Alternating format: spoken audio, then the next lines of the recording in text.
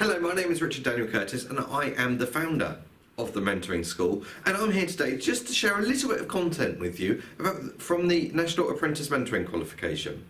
So today I want to talk to you about the difference between coaching and mentoring, because many people get confused, and it's really important that anyone who is providing any sort of pastoral support understands the difference and understands when they're going to use each.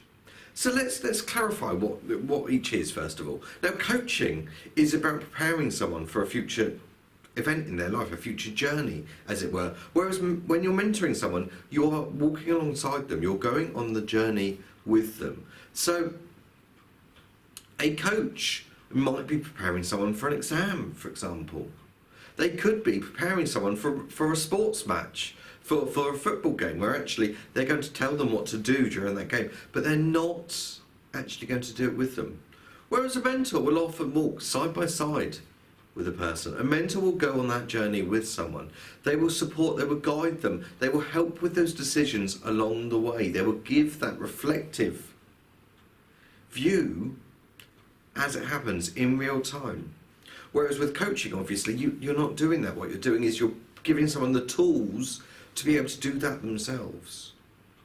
And this is really important because actually when it comes to, for example, when it comes to transition in the workplace, if someone's going to be changing jobs or they're going to be moving into, finishing off their apprenticeship and they're going to be moving into full-time employment, then actually we're maybe not going to be mentoring them. We're not going to be providing them so much support. And so therefore, that's an example of where we'd use a coaching model in order to prepare them for what they're going to do, but we won't necessarily be going alongside them. We won't necessarily be there to provide the live support for them.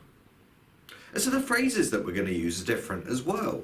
When you're coaching, you'll use the phrases like, when this happens, if this happens, watch out for, be prepared for.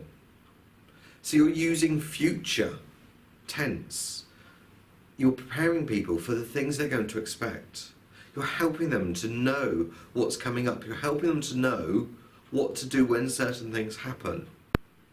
Whereas with mentoring, it's about helping someone as it actually happens. So what are your options? How are you feeling about this? What do you need to do next? What do you need help with?